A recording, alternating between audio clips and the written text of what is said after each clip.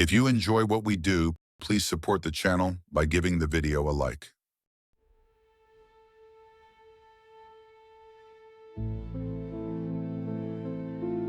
I received an envelope in the mail recently. I thought it was a bit odd since I had just moved into my new home, but it was sent to current resident. Technically, that was me. I figured it was just one of the fake ads that gets sent through the mail, but I was incredibly wrong. When I opened up the envelope, all that was inside was a USB drive. I wasn't stupid enough to plug it into my own computer. Who knows what kind of virus could be lurking on this thing? I was a bit curious about it though, so I took it to one of the computers at my local library. I plugged it into the library computer. The USB opened up and there seemed to only be a single video file. I put in some headphones, took a quick look around to make sure no one else was watching, and then I played the video. The video began to play, but it was only a black screen. After a few seconds, a distorted voice began to play though. I'll do my best to recreate what it said here. Congratulations! You have been selected as one of the 64 contestants in the first ever Serial Killer Showdown. We have been watching and have carefully selected our contestants. You have been selected as a lower seed. This means you will be hunted in the first round. Your opponent has been given your name, face, and address. Your opponent will be given 1 week to eliminate you. Should he fail to do so within the time frame, or if he is killed, then you will advance to the next round. Any contestant that fails to compete shall be dealt with accordingly. Good luck. Before the video ended, the face of a man appeared on my screen with the text, "Your Hunter." Then the video closed on its own, and the entire computer began to show lines of code. After a few seconds, the computer returned to normal, but the USB drive was now empty. I tried removing it and plugging it back in, but this achieved nothing. I thought this had to be some kind of prank. Serial Killer Showdown? It sounded like a terrible indie movie. Still, the idea it could potentially be real freaked me out a bit. If it was real, it had obviously gone to the wrong person. I was not a serial killer. I had issues killing houseflies. It must have been meant for the person who lived in my home before me. I decided that it would be best to visit my local police. I took them the flash drive and tried explaining what I had seen, but of course it still contained nothing. They probably thought I was high or crazy, but in the end, I got them to accept the flash drive, and they said they would send it off to techs to get it examined. They couldn't do anything else though. I still wasn't sure that this was real, but I didn't like the idea of someone hunting me down. I packed my essentials from my home and found a cheap hotel. If what the video had said was true, then I would only have to hide out for a week. It shouldn't be my name or face that was shown to the other person, but rather the person who had lived at my home before me. So I had nothing to worry about, right? That was what I thought at least. On the third day of living away from my new home, I decided to drive by my house after work. I just wanted to take a peek because I was certain I had just let paranoia get the best of me. This whole thing had probably just been a prank, and I had been the sucker who fell for it. When I drove by my house, however, there was a car parked nearby. I noticed the tags were from a couple states over. This seemed a bit odd to me, but not entirely out of the norm. It could just be guests visiting the neighbors. I decided not to stop, though, and to go back to my hotel. Once I arrived back at the hotel, I began to prepare myself for bed. It had been a long day at work, and I had had to do overtime again. All this added stress wasn't helping either. Just as I was about to crawl into bed, I heard something. Knock, knock.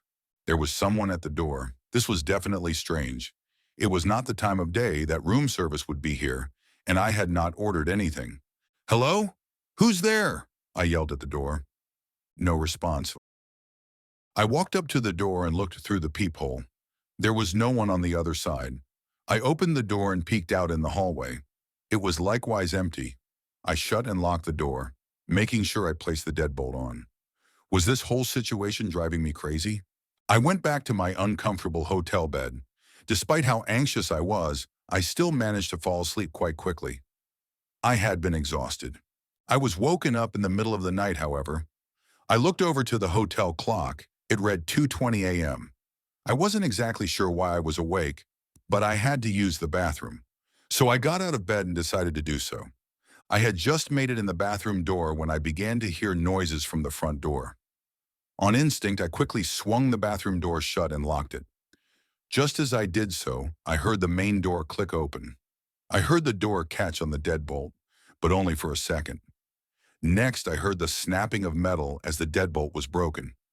Inside the bathroom, I realized my biggest mistake. I had forgotten my cell phone.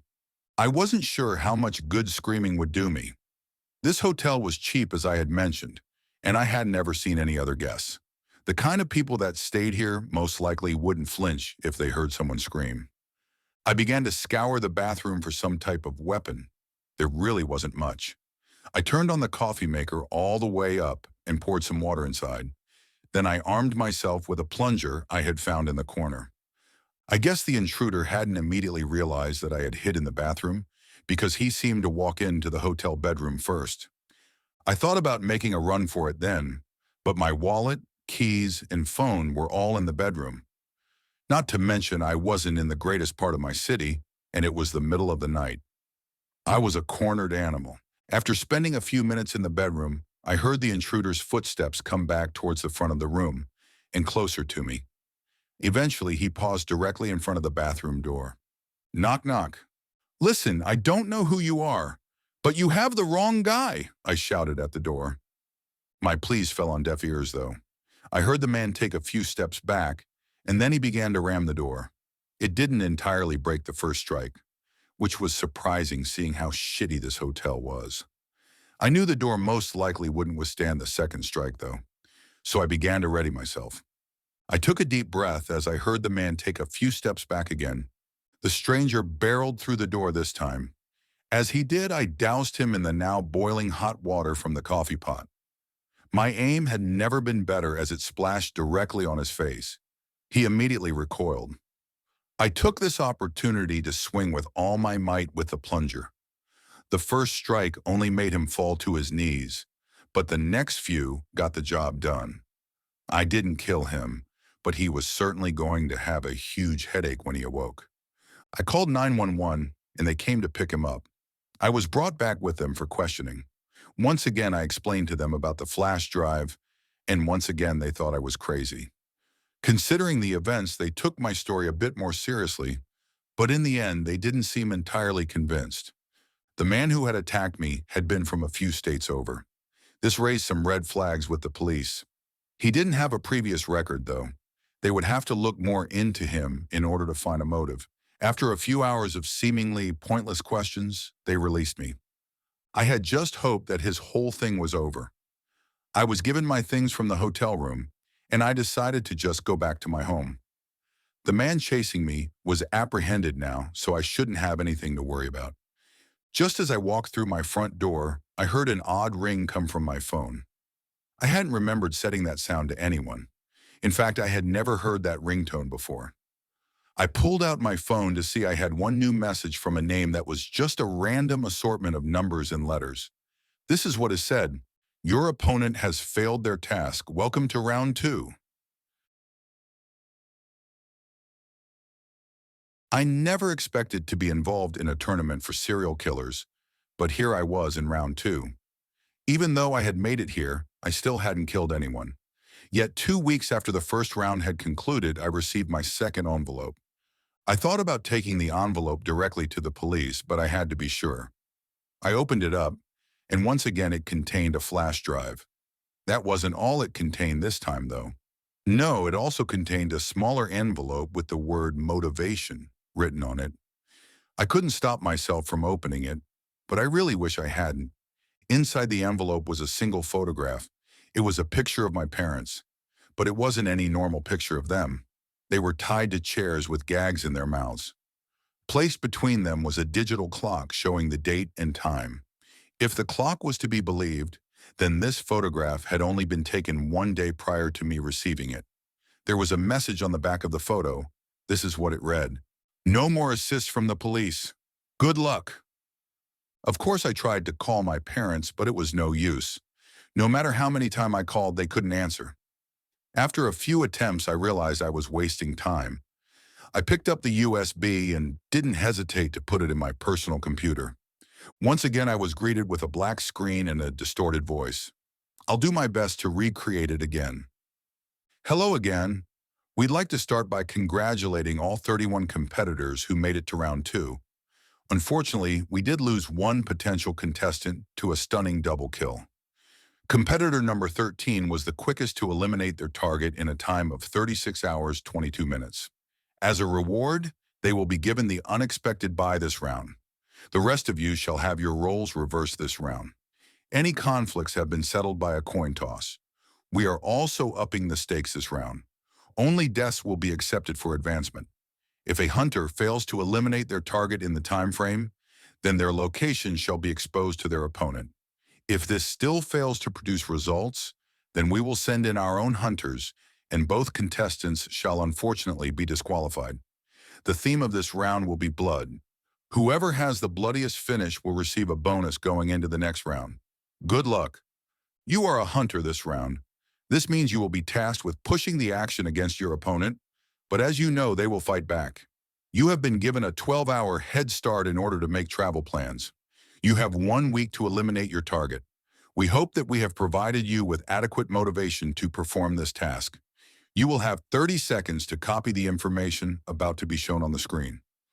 After this message, a face popped up on my screen. Along with the face of a man, there was text at the bottom of the screen. The text provided me with the man's address, name, place of work, and the car he drove. I tried to take a screenshot on my computer, but all my controls were locked. I quickly got up and sprinted to get a pen and a piece of paper. I was barely able to finish jotting down the information before I was once again met with lines of code and an empty flash drive. I sat there blankly for a minute. How was I supposed to kill someone? I had never really thought about killing anyone before. Of course, maybe I had a fantasy here or there, but never anything serious. Whoever was behind this all had my parents, though. If I failed, would they die? Not to mention my target. He was supposed to be a serial killer, right? It seemed unfair. He had experience with this, and he had obviously passed being a hunter in the first round. Would I even be able to beat him at his own game? I wasn't sure, but I had to try. I began to pack my things. The location I had been given was several hundred miles away, so I needed to get on the road as soon as possible. I didn't have a gun, and there really wasn't time to purchase one. What I did have was a replica samurai sword. I had bought it somewhat as a joke, and partly because I thought it was badass. I wasn't sure I would use it, but it was the biggest weapon I had, so I grabbed it. I also packed an assortment of smaller, but still potentially deadly knives that I had. I hit the open road. I still had no idea what I was doing, but I had a long journey to plan something out. As I was filling up at the first gas station on my trip, I had an idea. I purchased a few gas cans and filled them up. I figured they may come in handy at some point. I continued to try and formulate some sort of plan on my way to my target, but it seemed impossible. He knew I was coming, and he probably had something planned out for me. Yet here I was, floundering, trying to think up anything. I did have a week to figure it out, but that still didn't seem like nearly enough time for something like this. It was about 15 hours later when I arrived in my target's city.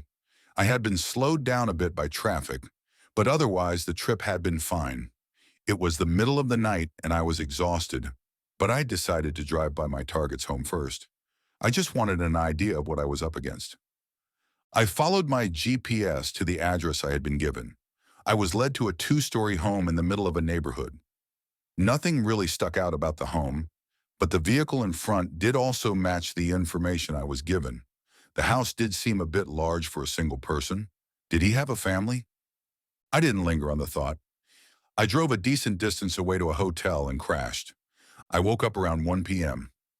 I quickly got around and began to head back to my target's home. He should be at work right now, so this would give me some time to explore. The tricky part would be breaking into his home in the middle of the day without getting caught.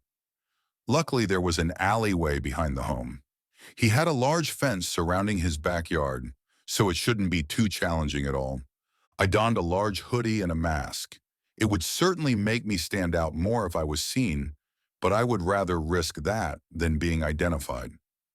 I easily hopped the fence to the backyard. When I got to the back door, I began to attempt to pick the lock. I wouldn't recommend watching videos while driving, but I had watched several on my road trip, and learning how to pick a lock was one of them. It took far longer than it should have, but I was eventually able to open the door. I silently made my way into the home, just in case.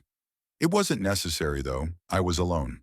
For the most part, the home seemed normal. I was able to breathe a little easier when I saw there were no signs of children living in the home. I scoped out the first and second floors, making sure to take note of the layout. I was about to leave when I noticed one last door. I opened the door and was immediately hit with a putrid smell. I had thought something had smelled a bit off when I was exploring the home, but I wasn't entirely sure. Now I knew for certain that something was not right. The plastic mask I was wearing didn't do much to guard me from the smell.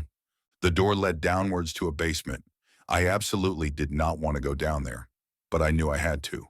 The further I went, the more intense the smell became. The bottom contained a small room.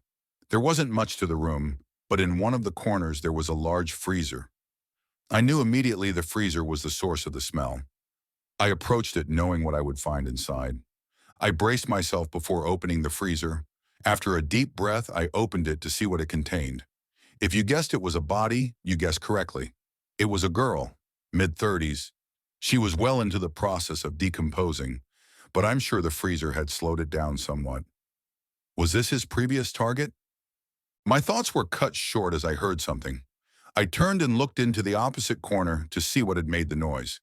There was a camera, now fixated on me. I moved out of range of the camera and watched as it continued to follow me. He was watching me. I sprinted out of the home. He knew I was coming, but now he knew that I was here. I was supposed to be the hunter, yet here I was running again. I got back in my vehicle and retreated back to the hotel. I still had no clue what to do. I wonder how many cameras the man had. The one in the basement couldn't have been the only one. Had he been watching me the whole time I invaded his home? I knew I was a bit of an underdog here, but I had hoped to have some advantage. I decided it was all or nothing now. I was going to wait until night, then I would return to the home. One of us had to die. I just hoped that if it was me, that my parents would be released. Night came all too quickly. I prepared my weapons, as well as myself. It could have very well been my last night alive. I could only justify what I was about to do by knowing what might happen to my parents and knowing what he must have done to the girl in his basement. I once again made my way to the man's backyard. This time I brought along the sword and a few knives. I had also made a makeshift Molotov cocktail. I wasn't sure if I would be able to use it, but it was one of the few things I knew I could easily do. When I reached the back door, I prepared myself to pick the lock again, but I didn't need to. The door was already unlocked. It didn't feel right, but I was already committed. I slowly stepped inside. I immediately noticed the door to the basement was open and that the light was on. I wasn't sure he was down there, but I knew I didn't want to go back down. So I lit the Molotov and threw it down the staircase. It burst into flames and slowly began to spread. I heard frantic movement coming from below. I moved out of the way of the door and placed my back against the wall while drawing my sword. I began to hear rapid footsteps coming up the stairs. I took a deep breath. When they were almost at the top, I wound my sword back and began to swing it downwards. My swing connected with the man, but it wasn't a direct hit. The moment he saw me, he had jumped sideways, just in time to dodge what would have been a killing blow. His right arm, however, wasn't so lucky. It had come off clean, along with what it was holding. His now disconnected arm fell to the floor and dropped the gun it had been gripping, a silenced pistol. The man fell to the floor, gripping the stump that had once contained his arm. The cut had been surprisingly clean and was bleeding a lot less than what I would have expected. After a moment, the man made an attempt with his left hand to go for the gun, but I simply kicked it away. "Please, don't do this. They have my wife. I had to do it. I have to save her." The man pleaded with me now on his knees. "I'm sorry." This was the last thing I said before I swung the sword once more. This time the man's head came off clean. I watched it roll to the bottom of the basement. I had to do it, I said to myself out loud. I had just killed a man. I felt the tears begin to roll down my face underneath the mask. I didn't have time to contemplate the situation anymore, though. The flames coming from the basement had now begun to spread further. I ran from the home as the flames continued to consume the home. I made it to my car and immediately began my journey home. I stopped along the way to burn the clothes I had been wearing, and I found a random field to bury the sword in. I didn't stop to sleep. I don't think I would have been able to anyway. I felt empty, like part of my soul had been taken from me. The worst part is I knew it wasn't over. When I arrived home, I received what I expected. Another text. This is what it read. Outstanding work and all on your own this time. We wanted to be the first to welcome you to the Killer Suite 16. We'll be in contact soon. I had inched past not one, but two rounds now in a competition meant for serial killers. Now there was blood on my hands, though. I had played right into the hands of the people who had kidnapped my parents. But did I have any other choice? These people seemed to be watching my every move. Would the police even be any use? Speaking of police, they had contacted me shortly after my return from round two. They had planned on charging my attacker with attempted murder. That was until they found him dead in his cell. He had used his bed sheets to hang himself. When the guards found him, he was already long gone. I was somewhat relieved from this news, but it also frightened me in another way. Had he really hung himself of his own accord, or was this some sort of punishment? I doubt I'll ever know, but I can have my suspicions. Almost a month went by, and there had been no third envelope. I was starting to go stir crazy. These people still had my parents, and I had killed someone. I had reported my parents missing as soon as I had returned home. But of course, the police had come up with nothing so far. I also doubted the fire covered up all the evidence I may have left behind. My anxiety had reached its peak. I was taking over-the-counter sleeping pills to try and force myself to sleep, but even those weren't working anymore. After what seemed like an eternity, it finally arrived. The third envelope. I tore it open the instant it was in my hand. There was no photo inside this time, just the USB like the first time. I'm not sure if I really wanted to see another photo of my parents being held prisoner, but I did want some sort of proof they were still okay. It was highly possible my parents were already dead, and if that was the case, I didn't want to play this game anymore.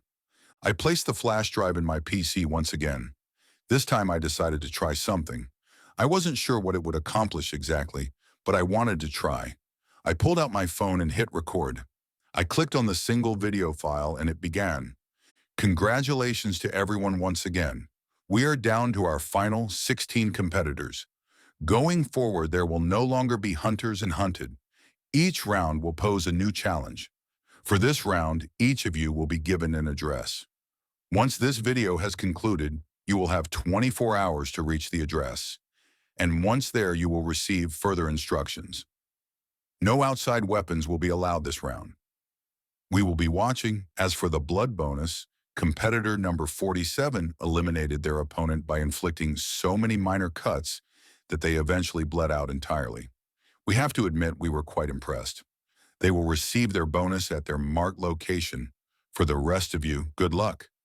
That wasn't the end of the video, though. After the distorted voice stopped speaking, I was shown an actual video. It was my parents. They were no longer tied to chairs. They were huddled together in a corner. They had chains connected to their legs. There were trays of food in front of them. They were both still alive, but it was obvious they were absolutely terrified, and who could blame them? After a few moments of focusing on them, the camera was moved downward and began to focus on a piece of paper. It was a newspaper from 2 days prior.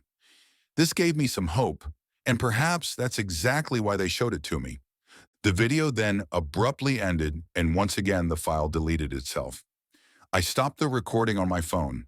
I went to replay the video from my phone, but as I hit play, the startup logo for my phone overtook the screen. My phone proceeded to restart itself. Once I regained control of it, everything was gone. Not just the video, but every other piece of media or contact information I had had in the phone. It had been completely reset. I was able to restore almost everything from a backup save I had on my PC, But of course, the new video was long gone. I was beginning to understand how hopeless of a situation I was in. After I finished restoring my phone, I received a text message. It was, of course, the promised location. It was around a 20-hour drive away. I would have to leave almost immediately. They had given me just enough time to reach the destination by car. It was fine, though. I wasn't going to be getting any rest anyway. I packed some clothes and set off. They had mentioned no weapons, so I didn't have to worry about finding something useful this time. At this point, I knew they had eyes everywhere, so trying to sneak in something would only backfire on me. After minimal stops for gas and bathroom breaks, I arrived at the marked address. With an hour to spare as well, it was a quite large building. I'm not sure what its purpose was. It didn't make sense. This building was completely out of place. It was in the middle of nowhere. The closest town was about an hour away. It didn't look very old, but it was already abandoned. I had been instructed to park on the backside of the building. Once there, I noticed that there was a reserved parking space. There was something strapped to the sign in front of the space, however. I pulled in and approached the sign. The item attached to the parking sign was a tablet. It had a timer on it. It was seemingly counting down the hour I had left to arrive. I tried operating the tablet, but it didn't cooperate. It seemed like I would have a little time to relax before receiving my instructions. I rested my eyes while I waited for the timer to tick down. It would have been a bit ironic if I fell asleep now. Luckily, that didn't happen. I opened my eyes just as the timer was about to hit 0. Once it did, the tablet opened up and began to play a video. This is what is said. Welcome. We're glad to see you made it on time. You are probably wondering why we instructed you to come here. The building in front of you will be your arena for this round. Your matchup for this round is on the opposite side of the building. Any weapons you find inside the building will be viable for this round. Any use of outside weapons will result in disqualification. Only one can remain. Good luck. On that note, the video ended. I'm not sure if it was the sleep deprivation, but I was a bit confused at first. My senses came to me quick, though, and I sprinted off towards the building. I didn't want to run into my opponent too early, so I searched for a staircase first and climbed a couple of flights of stairs. The building was 10 stories high, so I climbed to the 5th and began to look for some sort of weapon. The rooms were mostly empty. Finding a usable weapon wasn't easy. I managed to find a decent-sized pipe in one of the bathrooms on the floor. I also found throwing stars by one of the windows on the floor, but I had no experience with them, so I left them. I wouldn't be able to make use of them, and they would just take up space. It seemed like this floor was a dud. I went back to the staircase and climbed 2 more floors. Lucky number 7, right? Just before I entered the door, I heard the door at the bottom of the staircase swing open. Looks like my opponent was done with the first floor. I prayed it had been a dud like my floor had been. The 7th floor would turn out to be quite lucky after all. In the corner of one of the empty rooms was a wooden baseball bat with a gift ribbon attached to it. I dropped the pipe in exchange for the bat. The pipe was heavier, but the range of the bat was much better, and it was much easier to grip onto. In one of the rooms that appeared to be an office space, I found a satchel containing an assortment of smaller knives. As long as my opponent hadn't found something crazy like a gun, then I thought I had a decent chance. I wasn't sure if I should confront him now or continue searching for something better. That would also give him time to search, though, and I had no clue what weapons he had already picked up. I decided I would search the 10th floor, and after that I would confront whoever I was up against. When I entered the 10th floor, I was immediately greeted with a new weapon. It was a bow. There were only 2 arrows next to it. I had never shot a bow before, unless video games count. I had to take it, though. This was my best chance at a ranged weapon. I searched the rest of the floor, but there didn't seem to be anything more useful than what I already had. As I was making my way back to the staircase, I began to hear footsteps. Someone was approaching. I quickly found a corner to hide behind, and I waited. When I heard the person reach the top of the stairs, I peeked around the corner. The person I was looking at was a very large man. He looked like he could be an NFL linebacker. He was wearing a hockey mask, and in his left hand was a machete. Seriously? I got caught up in the moment and stared too long because soon enough his eyes locked with mine. He raised the machete and pointed it at me as he slowly began to walk towards me. I took this opportunity to string the first of the two arrows. I aimed it directly at him and fired. He didn't even try to dodge, but he didn't need to. The arrow veered off to the side, coming nowhere close to the man. It turns out shooting a bow is much harder than it looks in video games. I made the executive decision to run further back into the floor. As I began to do so, I felt a sharp pain in my right leg. I almost immediately tripped and I found myself on the floor. On the ground, I could now see the throwing stars sticking out of my calf. Maybe I should have taken them after all. I could tell it was in quite deep, and I wouldn't be able to run. The man continued to get closer. I had no choice but to attempt to use the second arrow. I pulled it back as he was only about 10 feet away. This time, I managed to hit him directly in the center of his chest. This didn't seem to faze him too much, however. He continued menacingly, walking towards me. Was this guy actually Jason? I began to scoot myself backwards as I tried to think of something I could do. It was no good. Soon the man was standing almost directly over me. He moved his machete overhead and began to swing it down. Last second, I was able to move the baseball bat in front of the swing. I'm not sure what wood this bat was made out of, but it was able to withstand the blow from the machete. The machete was now lodged halfway into the bat. I used this miracle as an opportunity to use my good leg to kick the man in the groin as hard as I possibly could. This caught him off guard and he toppled over to the ground for just a moment.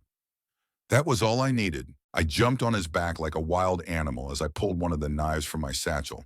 I began to stab the man over and over. I continued to stab him even after he went limp.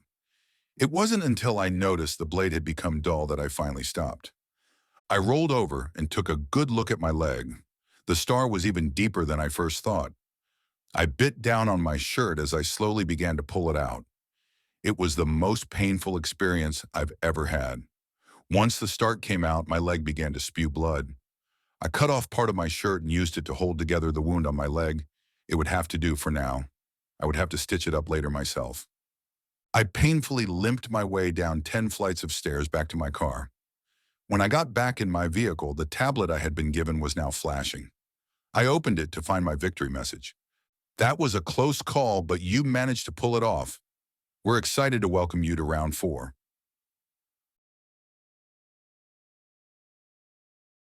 There are now less than 10 people left in the sick game I've been dragged into. I've killed 2 people with my own hands.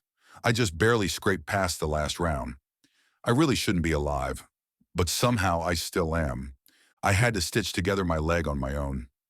I could have made up some excuse at a hospital, but I didn't want to take the risk. I had taken a high school class that gave me the basics of sewing. I just had to watch a few tutorials on YouTube.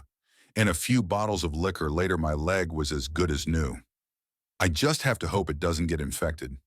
I've noticed I'm starting to lose more of myself. If I were to die now, I'm not sure I would care, just as long as my parents were released. I've been able to sleep again.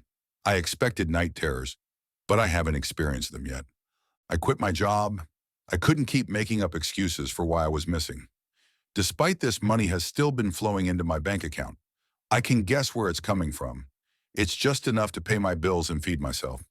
This gave me more time to dedicate to research and allowed me to rest my leg. When the 4th envelope arrived 2 weeks later, my leg was mostly functional. It was still not 100%, but I could put most of my weight on it now. I certainly wouldn't be able to run very well if I needed to, though. I was in no rush to open the 4th envelope. I brought it inside my home and opened it. I pulled out the USB. I took a few shots of whiskey before plugging it in. I'm sure you are all wondering what it said. Well, here it is. Congratulations. Only the true elite 8 of you are left. There were a few upsets last round, but we are pleased to see the remaining selection. We are saddened to admit that our tournament is nearing its end, so we are going to make this round extra special. Each of you has been a hunter, and each of you have been hunted. We have simply watched. For this round, you only have to survive. We will send out one of our very own to hunt down each of you. The 4 who survive will advance. You can attempt to kill your hunter, and if you do, you will receive an automatic buy. In theory, all 8 of you could make it to the next round, but we are quite confident in our own. We will also refrain from tracking your phones. Keeping your phone on you is a requirement, so we may contact you to notify you of making it to the next round. You will get a 24-hour head start starting now. Good luck. That was that. There was no update on my parents this time. I finished the bottle of whiskey I had before packing my things. I hadn't given up entirely, but I was close to the edge. Even if I won this whole thing, what could possibly be waiting for me at the end? I had dipped into my savings to buy a 9mm pistol during my wait between rounds. I was a bit surprised when I passed the background check for it, but this is America, and they don't exactly know what I've done yet. I hid the gun around my waist in a strap. Whoever they were sending after me almost certainly knew about it, but this was still the best weapon I had. I didn't need to necessarily kill anyone this round, though. I just needed to outlast everyone else. I wasn't sure where I should go, so I just began to aimlessly drive. I wasn't sure if this would make it easier or harder to follow me. With about 6 hours left of my head start, I decided to get some sleep. I wasn't sure how long this round would take. I needed to rest while I could. I slept in my car on a dirt road. I didn't want to waste money on a hotel. Most hotels require ID, which I'm sure they were tracking. I had pulled out enough cash from my account to keep me going for about a week. I wasn't going to use my cards. That too could easily be tracked. 3 days in, and everything seemed to be going good. I hadn't seen any signs of being followed. I had traveled through a few states, mostly taking back roads. I was now settled in a maze of dirt roads in the center of the country. My phone had lost signal out here. I wondered if anyone had died yet. I parked to stretch. While I did so, I decided to walk out into a cornfield. I had never seen a corn plant up close, let alone thousands of them. I walked a bit into the field when I heard a car approaching. I stood still in my tracks. I wasn't sure if it was my hunter or possibly an angry farmer. Either way, I shouldn't be here. I heard the vehicle begin to slow down and eventually come to a stop. I still refused to move.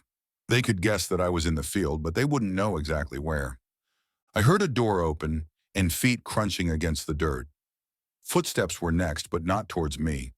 They went to my car. Next, I would hear air quickly deflating from one of my tires. Well, that was unfortunate. If you come out now, I'll make this quick and mostly painless.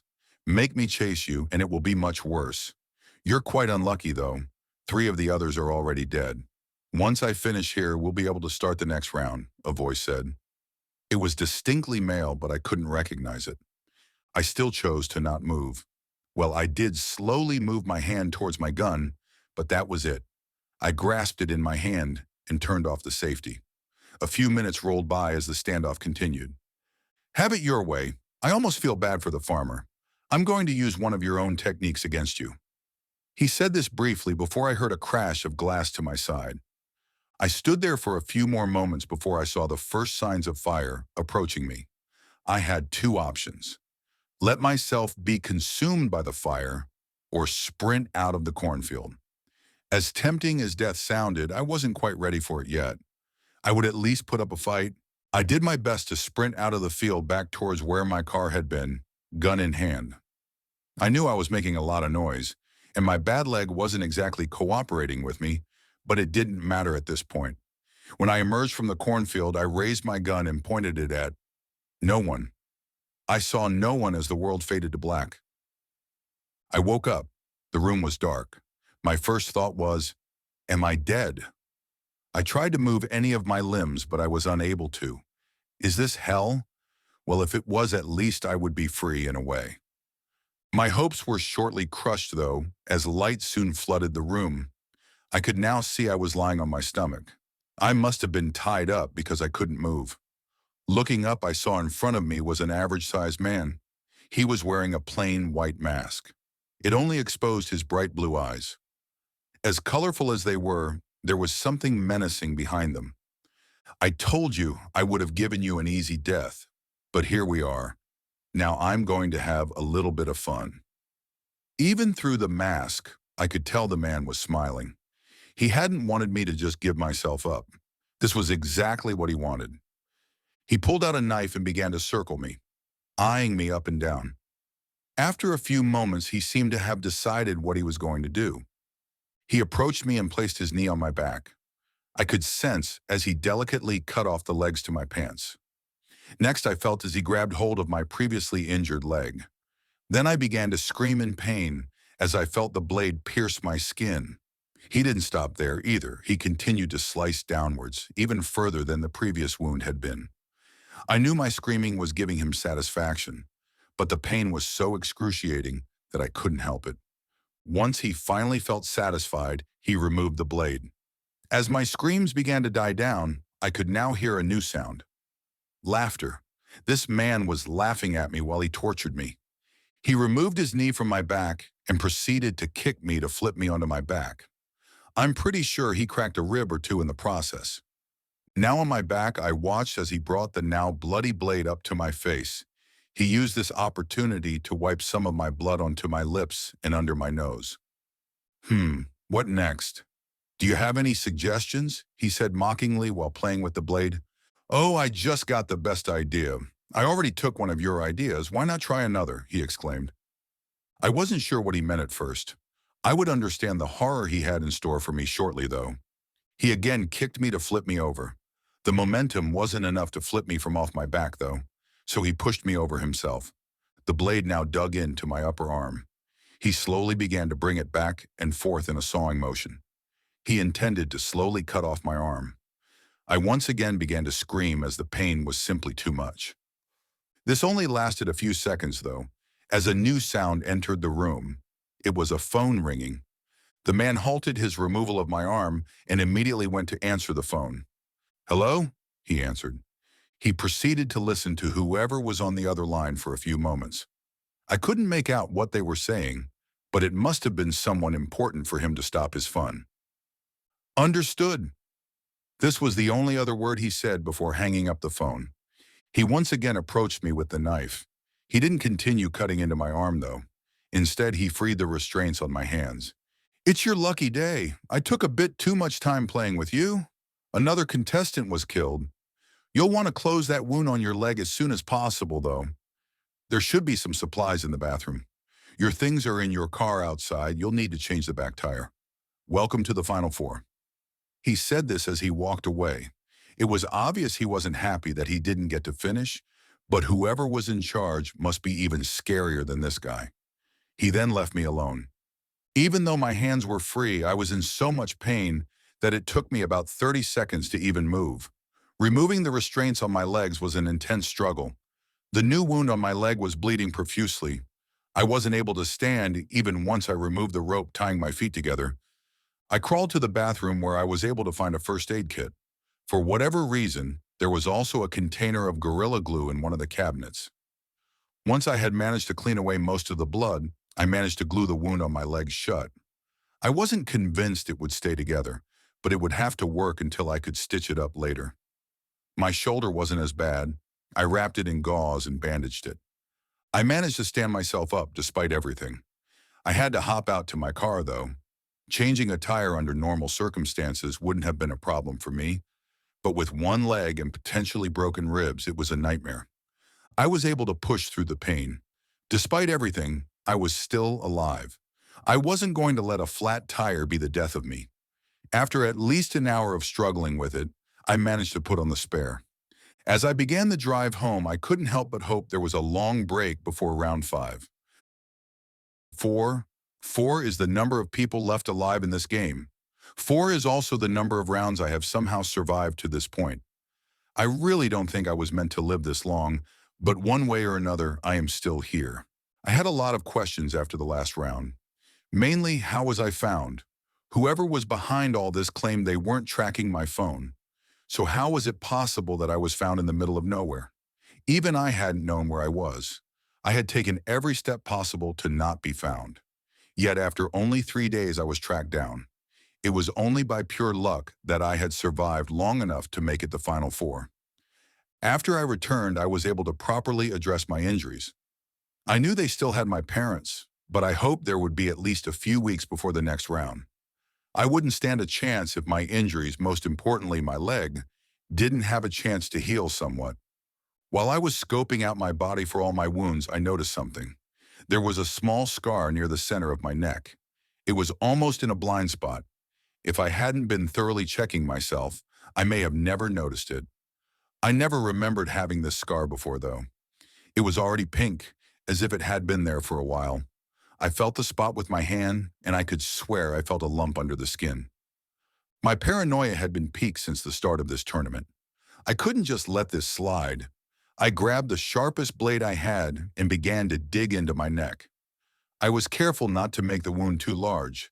This was in an awkward spot, and I wouldn't be able to stitch it myself. After a few moments of digging with the blade, something began to stand out. I grabbed a pair of tweezers and began to pull it out.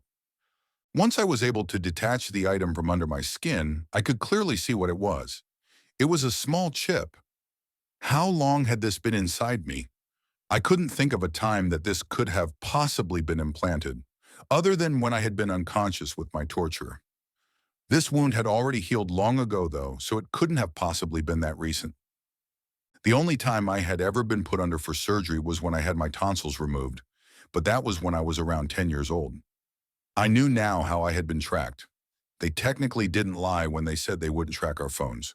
They didn't need to. This was far deeper than I had originally thought.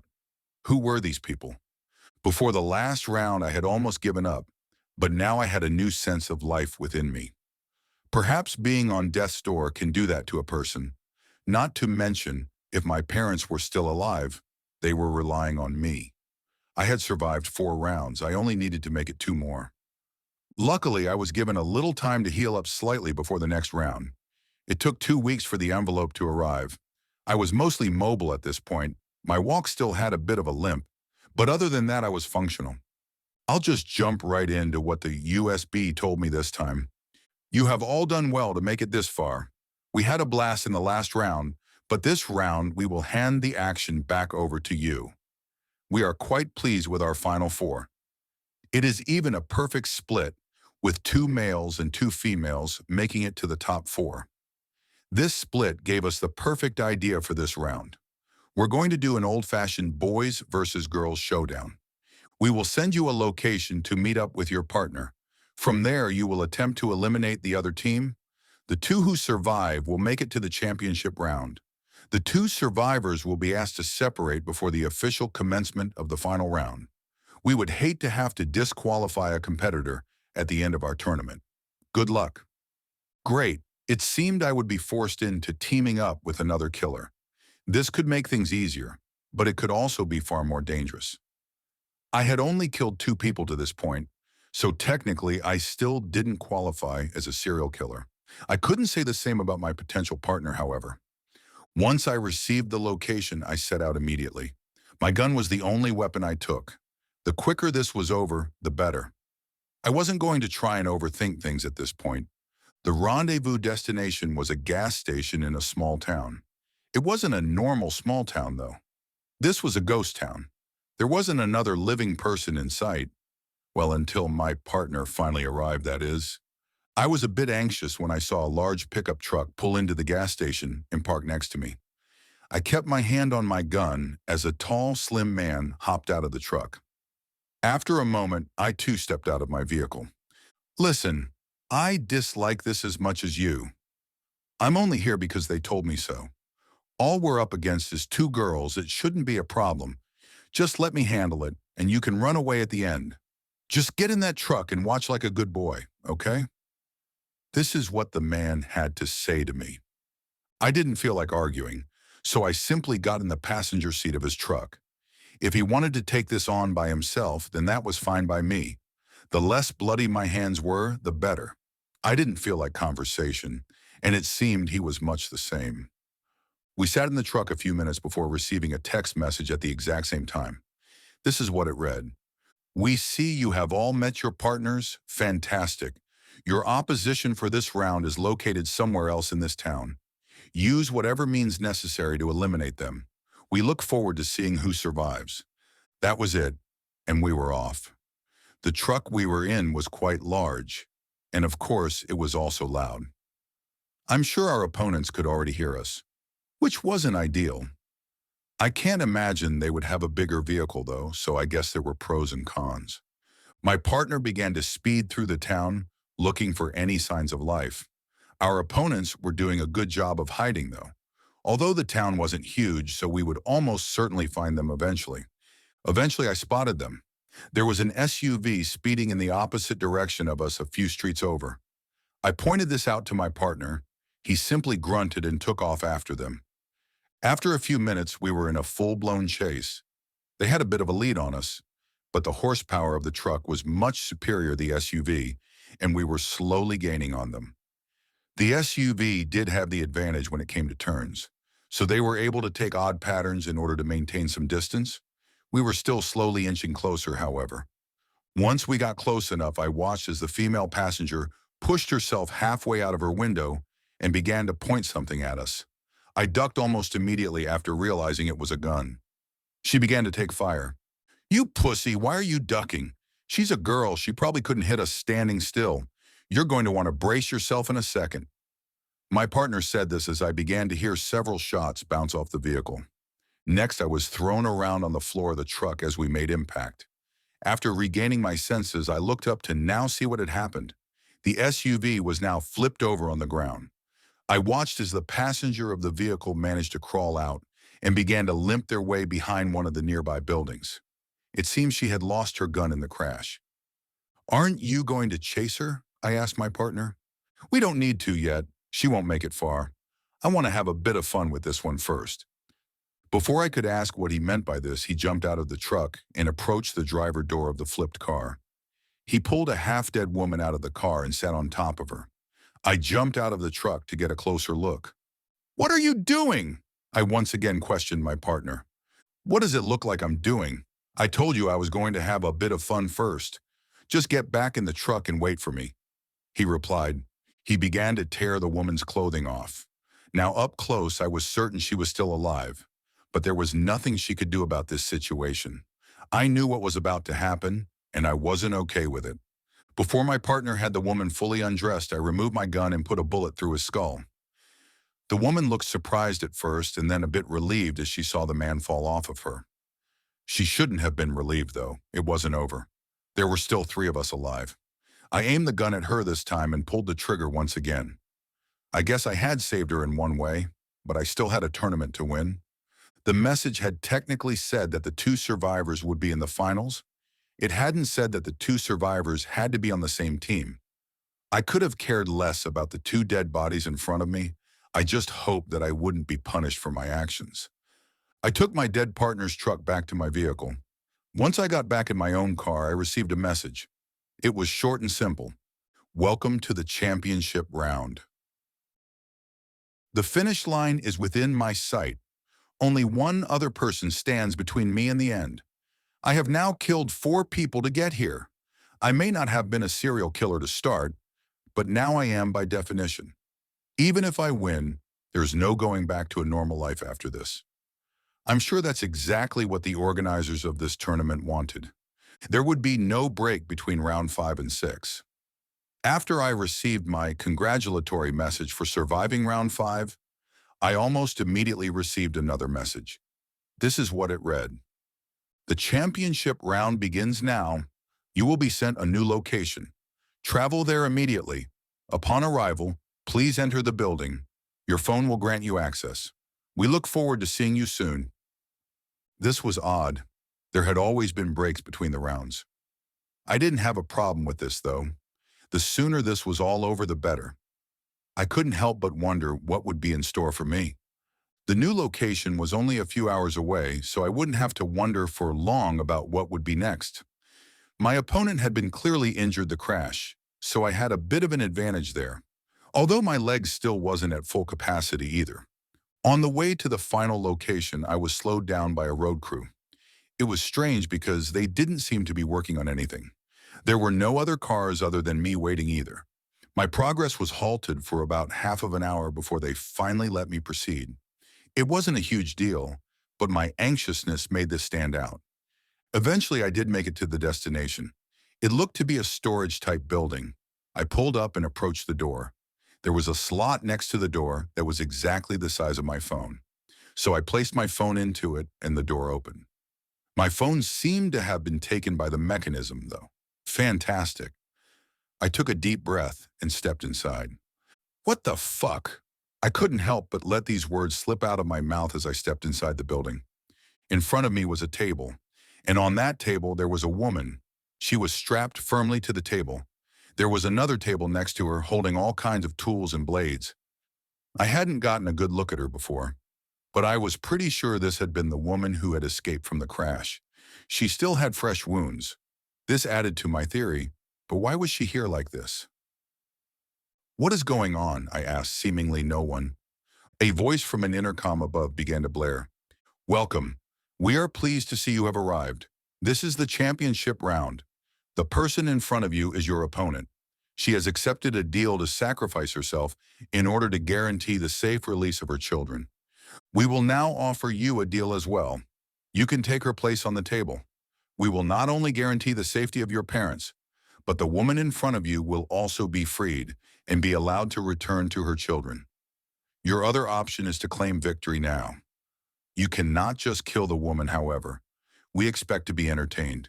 You will be rewarded adequately as the first champion of our tournament. The choice is yours. Was this it? The conclusion of this all was in my hands. This was the first time, seemingly in months, that a choice had been up to me. I could not only save my parents, but I could save this woman and her children. In this sick and twisted story, I could still somewhat end up a hero. Was that what I really wanted? No, it wasn't. I had come this far. I wasn't going to settle for second place now. If they wanted a show, I would give them one. I approached the table containing the tools and I picked up a pair of thin pliers. I then walked over to and stood in front of the woman. She was very much awake and aware to the situation. She had begun to cry as I stood in front of her. Duct tape was covering her mouth, so she couldn't convince to stop what I was about to do. I started with her big toes. I placed the pliers firmly on the toenail and began to rip backwards.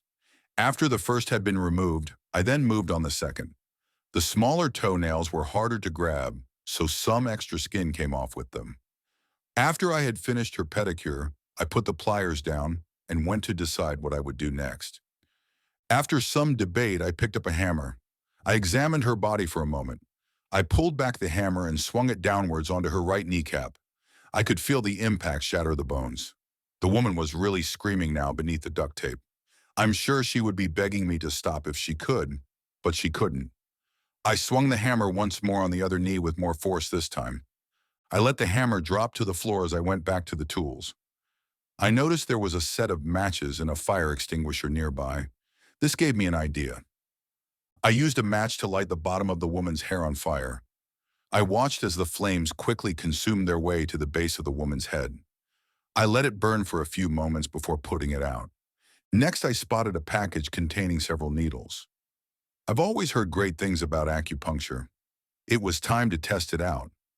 I put the first needle into her left eye. She had closed her eyes when I brought it close, so I pushed it through the eyelid. The next went into her other eye. I found various other uncomfortable places to put the remaining needles. I continued to make use of the tools on the table for quite some time. Eventually, I ran out of ideas, though. I hoped I had put on a good enough showing. I ended it by grabbing a large blade from the table and plunging it into the woman's heart. After doing so, the intercom came back to life with another voice. Congratulations! You are our first ever Serial Killer Showdown champion. You have outperformed our expectations in every round. We knew you would be perfect when we picked you for our tournament. If you still care, your parents will shortly be released to safety. We have also cleaned up every crime you have committed to this point, and will clean the one in front of you now. You will find a handsome amount of funds in your bank account as well. The grand prize, however, is an invitation to join our team. We will be in contact with you shortly. We are certain we can make you an offer that you can't refuse. Until then, please feel free to relax and celebrate your victory. So that was it, huh? I had won. I was now officially a serial killer. Was that the plan from the beginning? To turn a normal person into something they could have never imagined becoming? Well, they had picked right. I was now exactly the monster they were looking for. I still have no clue who they are yet, but I will soon enough. I plan on accepting their offer. I can't return to my normal life anymore. I've done terrible things, things I never imagined myself doing. Worst of all, I began to enjoy it. If you receive a flash drive in the mail saying you are a contestant to the Serial Killer Showdown, then from one competitor to another, I wish you luck.